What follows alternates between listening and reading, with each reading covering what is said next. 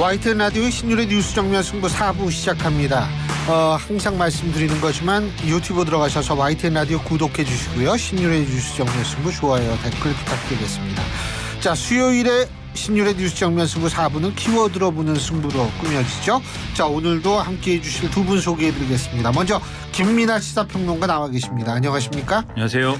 예, 그리고 국민의힘 김용태 전 최고위원이십니다. 안녕하십니까? 네, 국민의힘 김용태입니다. 예. 오늘 많이 덥죠, 그죠? 덥죠. 네, 덥습니다. 예. 근데 왜 저를 노려보세요? 노려보는 게 아니고 이 질문에는 어떠한 깊은 뜻이 있을까? 네. 아니에요. 그 다음 얘기를 기대하면서 이제 보는 거죠. 딴 뜻은 없어요. 아니, YTN 여기 대기실에 에어컨이 없어가지고 굉장히 에어컨이 있는데 네. 이게 워낙 이 커튼이 이게 잘 안 내려와가지고 블라인드가 그래서 햇볕이 뜨겁고 이래가지고. 그래서 화나신 줄 알았어요. 옆에 계시면 좀 시원해요. 예. 제가 죄송하네. 예. 제가 죄송합니다. 아니요. 우리 모두 다 죄인이죠, 뭐. 맞습니다. 네. 죄인 3명이 이렇게 얘기를 합니다. 자, LH 아파트 부실 공사 논란부터 얘기를 해보죠.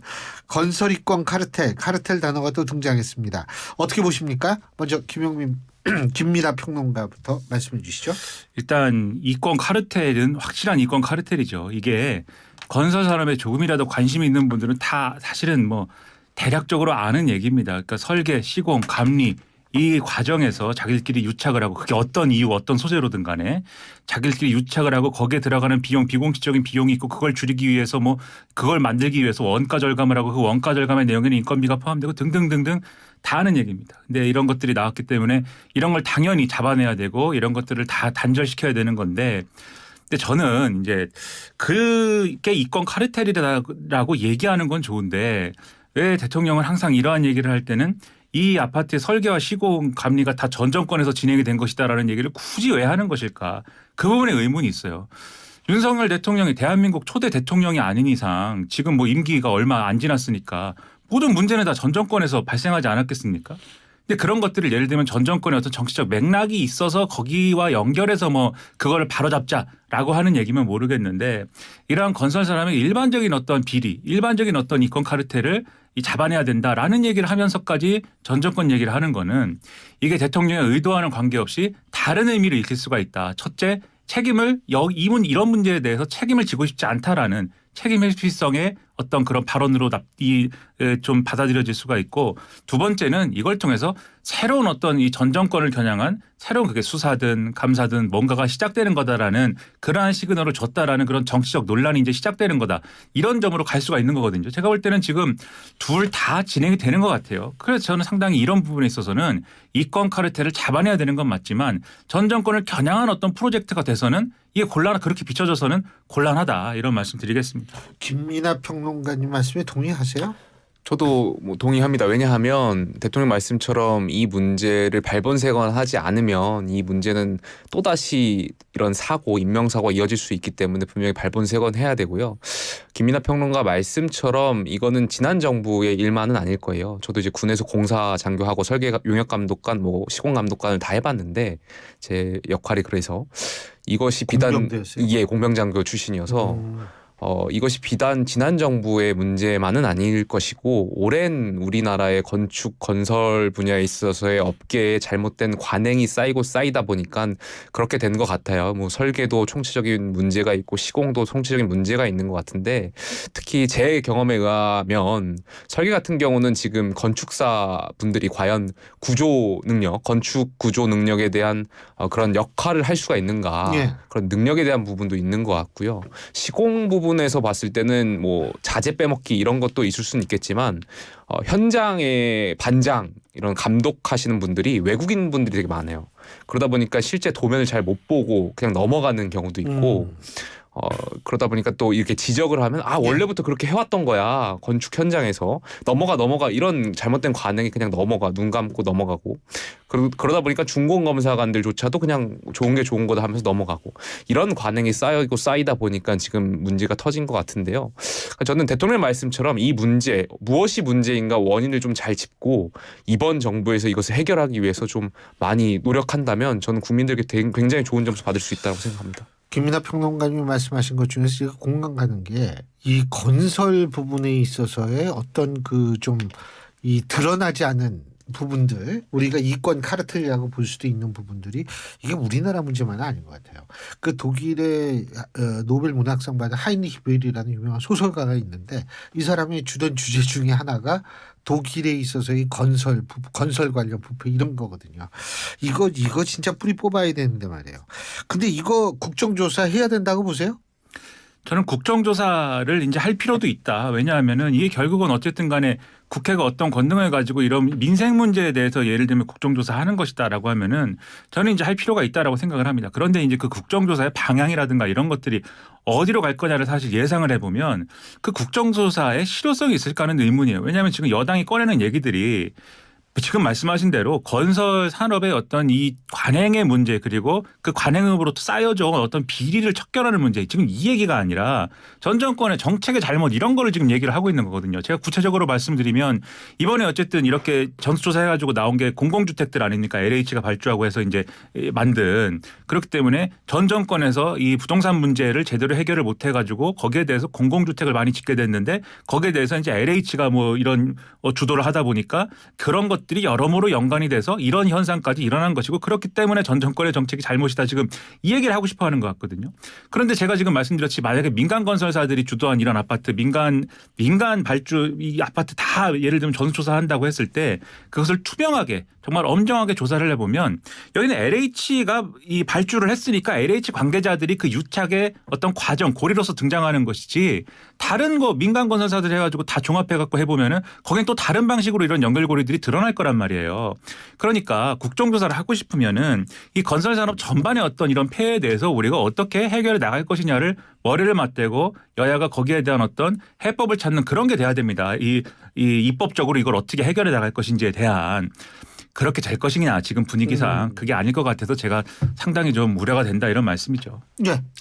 저도 이 부분도 김민하 평론가랑 좀 생각이 비슷한데 국정조사는 당연히 할 수 있겠죠. 근데 지금 국회 상황을 보면 서로가 악마화하고 서로가 이제 반사 이익에 기대고 있는 정치, 그러니까 대화 타협이 없는 이 지금 국회 상황에서 과연 국정조사가 잘 이루어질 수 있을까? 말씀하신 대로 국정조사가 자칫 정쟁화의 수단으로 갈 수 있을 것 같아가지고 그러한 부분 좀 우려스럽고요. 그러니까 국정조사를 하는 것보다 뭐 하는 것이 좋을 수도 있지만 그보다는 이 지금 LH 사태의 원인들이 굉장히 많을 겁니다.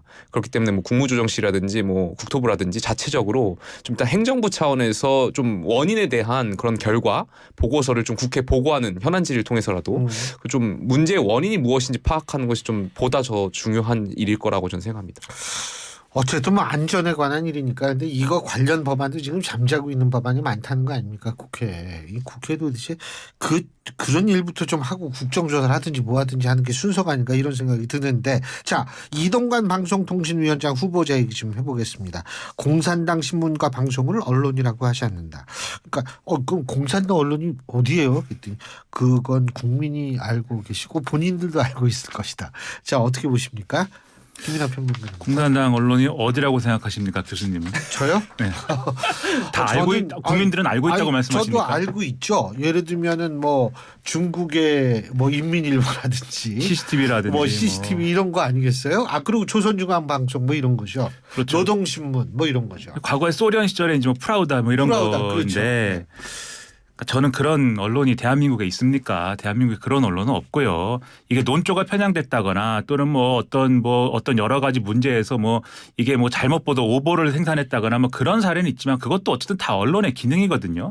그 언론의 기능을 예를 들면 더 잘하게 만들기 위해서 언론의 생태계 내에서 이것을 바로잡는 어떤 그런 프로세스를 만들자랄지 앞으로 그런 부분에 있어서의 어떤 뭐랄까요 서로 이제 비평을 하고 그것을 바로잡는 어떤 그러한 관행을 만들어 나가자 할지 뭐 이런 얘기면 얼마든지 이 언론에 대한 문제제기 받아들일 수 있는 것이지만 공산당 신문과 방송을 언론이라고 하지 않는다라는 말 속에 있는 이 얘기는 저는 뭐 한 사람의 시민으로서도 그렇고 평론가로서도 그렇고 방송에 나와서 얘기하는 사람 입장에서도 그렇고 이거 받아들일 수가 없는 얘기입니다. 왜냐하면 이 얘기를 이 말만 한 게 아니지 않습니까? 같은 맥락이 있어요. 무슨 얘기냐면 언론의 자유는 보장돼야 된다라는 취지를 하면서 얘기를 한 거 아닙니까? 언론은 장악될 수도 없고 장악해서도 안 된다. 그러나 언론이 아닌 것들이 있다 이렇게 얘기한 거지 않습니까? 제가 이거를 인권으로 바꿔서 얘기를 해볼게요. 인권이라는 거는 당연히 천부적 권리이고 보장되어야 된다. 근데 그것은 진정한 사람에게만 해당이 된다. 당연히 사람들이 사람이 아닌 건 뭡니까라고 물어볼 거 아닙니까? 그러면 국민들은 다 알고 있습니다라고 대답을 하면 이 사람은 인권을 보장하고 싶은 사람입니까? 인권을 앞으로 침해하고 싶은 사람입니까? 인권 침해하고 싶은 사람이에요. 이렇게 말하는 사람은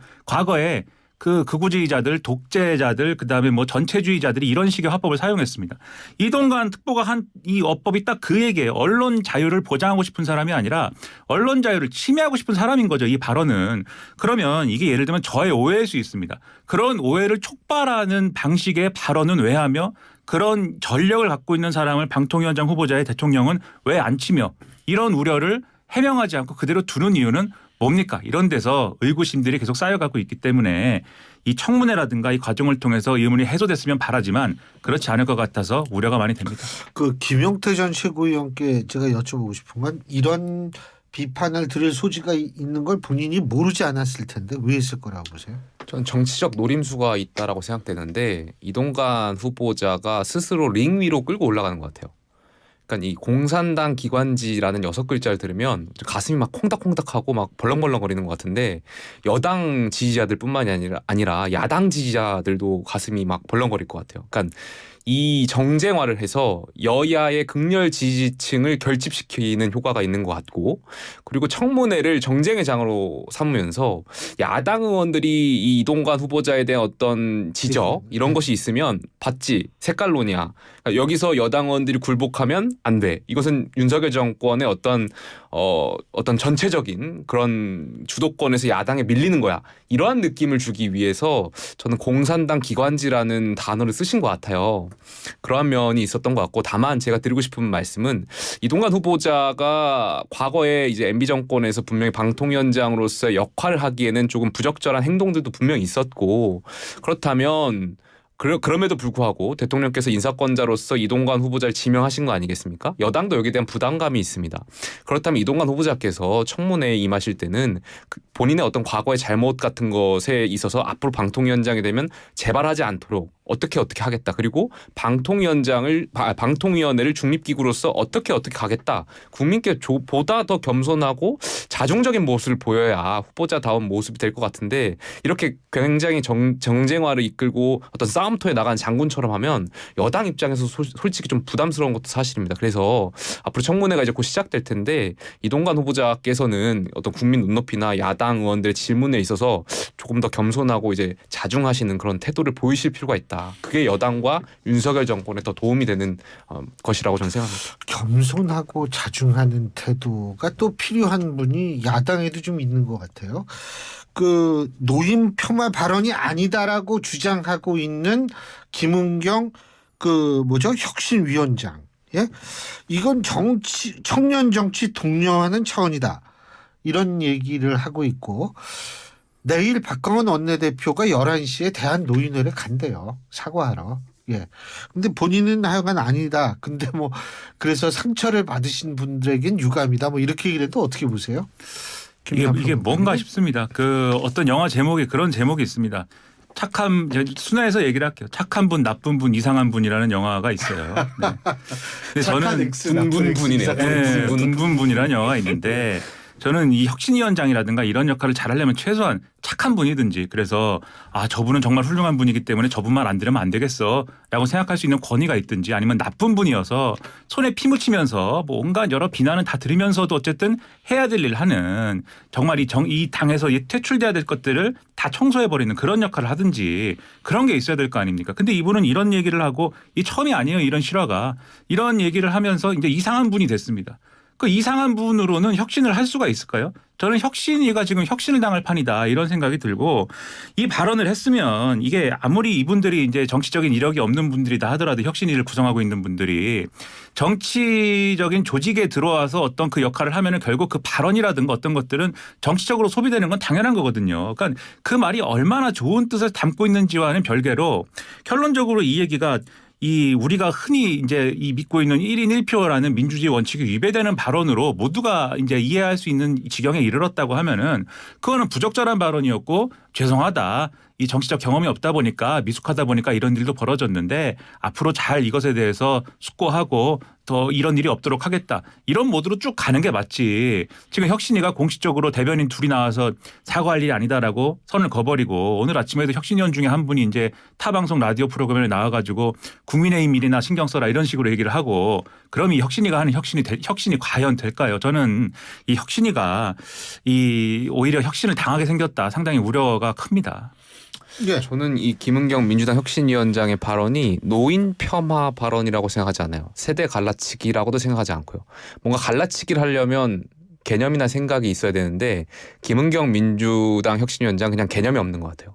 법학자시잖아요. 그러니까 뭐 진행자께서도 이제 정치학자시니까 잘 아실 텐데 우리가 과거에 신권, 뭐 왕정, 봉건제, 그다음 민주주의, 이 근대 민주주의가 형성되는 데 있어 굉장히 중요한 게 천부인권설에 나아가서 참정권이라는 거잖아요. 이 법학자라고 하시는 분이 이 참정권에 대한 의미를 이렇게 어떻게 훼손할 수 있나? 그러니까 이 참정권을 얻기 위해서 인류 역사에 얼마나 많은 피와 땀이 흘렸습니까? 그런데 이 중학생 아들이 뭐 아들은 하실 수 있겠죠. 뭐 생각이 뭐 그럴 수 있으니까. 중학생이니까요. 그런데 여기에 대해서 법학자가 동조하고 합리적이다? 저는 이분은 그냥 개념이 없는 것 같아요. 그래가지고 정말 글쎄요. 민주당이 혁신위가 지난번에 이래견 혁신위원장이라든지 계속 구설수에 오르고 있는 것 같은데 혁신위가 혁신을 할 생각이 없는 것 같아요. 그냥 민주당의 근본적인 질문은 이재명 대표 체제로 총선을 치를 수 있느냐 없느냐 가지고 친명과 비명 간에 계속해서 충돌이 있어 왔고 어쨌든 혁신위가 이재명 대표 체제로 한번 가보자라는 가계학적인 형태 아니겠습니까? 그러다 보니까 혁신할 생각이 있다보다는 이재명 대표 체제를 옹호하기 위한 그냥 결사부대로서의 역할을 하다 보니까 이런 말도 안 되는 개념도 없는 행동들을 지금 하고 있는 것 같아서 저는 혁신위에 대한 기대가 국민적 기대가 거의 없을 것 같아요. 그래서 하루라도 혁신위가 지금 간판 내리는 것이 오히려 국민의 민주당 혁신에 조금 더 다가갈 수 있는 거다 생각합니다. 하나만 좀 지적을 하면은 이 김은경 혁신위원장이 이제 한 발언에 이제 그 뭐랄까요 내용은 그러니까 그 중학생 아들의 제안이 합리적이어서 내가 거기 동의를 한다는 취지는 아니었습니다. 그것도 그의 생각대로 그의 입장에서는 합리적이지만 그게 안 된다라고 얘기를 한 거거든요. 우리 사회에서 그것은 용납되지 않는다라고 얘기를 한 것인데 어쨌든 그 아들의 생각은 얼마나 합리적이지만 안 된다는 거죠. 그렇죠. 그렇게 얘기를 했죠. 그런데 그러면 동의는 하되 현실적으로는 안 된다라는 의미로 받아들일 수는 없는 건가요? 1차적으로 우리가 듣기에 그렇게 들리죠. 그래서 예. 문제인 건데 추가로 해명을 하기에는 그게 네 생각에는 합리적일 수 있다. 이렇게 말한 거라고는 하는데 그거는 뒤에 나온 이제 얘기니까 그건 이제 그런 부분인데 근데 제가 계속 말씀드리는 거는 결국 이 발언은 정치적으로 해석될 수밖에 없다는 겁니다. 그러니까 이 발언의 진위가 뭐고 이게 이런 뜻이었고 이런 설명이 붙는 순간 정치의 세계에서는 그게 통용되지 않아요. 예를 들면 제가 하나 예를 들어드리면은 최근에 인기 있는 책 중에 하나가 제목이 민주주의에 반대한다라는 책이 있습니다. 그 미국 교수가 쓴 책인데 내용이 좋은 내용이에요, 굉장히. 근데 마지막에 가서 민주주의의 투표권을 모든 사람에게 다 주는 것이 옳은가 생각해 봐야 된다. 시험을 차라리 쳐가지고 뭔가 좀 양식 있는 사람들에게만 투표권을 주자 이런 걸로 끝나요. 근데 이게 학계에 가면 결론이 그렇더라도 중간에 거기까지 이르는 과정에 대해서 이런 얘기도 하고 저런 얘기도 하고 연구도 해보고 이게 맞는지 틀리는지 뭐 이런 얘기를 하죠. 결론이 중요하지 않을 수 있는. 근데 이 책이 만약에 정치권에 와가지고 어떤 정치인이 김용태 전 최고위원이 난 이 책 감명 깊게 읽었습니다라고 하면 바로 어떻게 되느냐. 저 사람은 투표권을 제한하자는 사람이 되는 거예요. 거기에 대해서 미안하다고 해야 되는 거거든요. 그게 정치 문법이거든요. 그 정치 문법에 안 맞는 방식으로 지금 얘기를 한 거에 대해서 그래서 사과를 하고 바로 잡고 미안하다고 하라는 게 이게 맞다는 겁니다. 근데 그렇게 하지 않고 계속 사과할 일이 아니다라고 지금 얘기를 하고 있으니 그러니 혁신위가 이상한 위원회가 지금 되고 있다라는 말씀을 그래서 드린다는 거죠. 그런데 지금 김은경 위원장이 이번뿐만이 아니라 지난번에도 그렇죠. 그랬잖아요. 방송에 나와가지고 코로나 때 초선들 소통 능력 부족하다. 제 코돌이들이라고 그랬는데 아니 자당의 혁신위원장이 자당 국회의원들 아무리 민주당 의원들이 근데 이재명 대표도 초선 아니에요? 초선이죠. 그렇죠. 아니 아무리 국회의원들이 민주당 의원들이 수준이 부족해 보인다고 하더라도 예. 그건 국민들이 판단해야 될 문제인 거죠. 이분들은 어쨌든 국민의 대표인데 자당의 혁신위원장이 언론에 나와서 이렇게 말하는 것 자체가 개념이 없는 것 같고요. 아까 뭐 김은경 위원장이 뭐 그런 의도가 아니었다라고 말씀하시지만 그럼 양이원영 의원은 뭐예요? 여기에 대해서 또 동조하고 그렇죠. 나오는 그러니까 양효원 의원은 아마 이렇게 언론에서 또 언급해주면 좋아할 수도 있어요. 왜냐하면 본인이 이제 극렬 지지자들에게 인기를 얻어가지고 내년 선거에서 공천 경선 과정에서 그 극렬 지지자들에게 표를 얻기 위해서 계속 하는 걸 수도 있기 때문에 아마 이렇게 언급하면 또 좋아하실 수도 있을 것 같은데 저는 민주당이 좀 상식적으로 좀 생각하셨으면 좋겠어요. 그러니까 잘못한 건 분명히 잘못한 거고 사과할 때는 분명히 또 사과해야 되는 것들을 국민 눈높이에 맞춰주셔야 한다 말씀드리고 싶습니다. 제가 뭐 알겠습니다. 하나만 더 간단하게. 말씀드리면 예. 네, 혁신위에 있는 분들이 지금 다 정치권 외에서 오신 분들 아니에요. 예. 정치권 밖에서 볼 때는 정치권이 굉장히 한심해 보였을 겁니다. 지금 혁신위가 들어와서 하는 일들이 다 정치권이 그 한심하게 되는 경로 과정을 있는 걸 그대로 밟고 있어요. 그걸 스스로 좀 자각하길 바랍니다. 진짜 예리한 지적이십니다. 오늘 두 분 말씀 여기까지 듣겠습니다. 고맙습니다. 감사합니다. 예, 지금까지 김민하 시사평론가, 김용태 전 국민의힘 최고위원 두 분과 함께했습니다.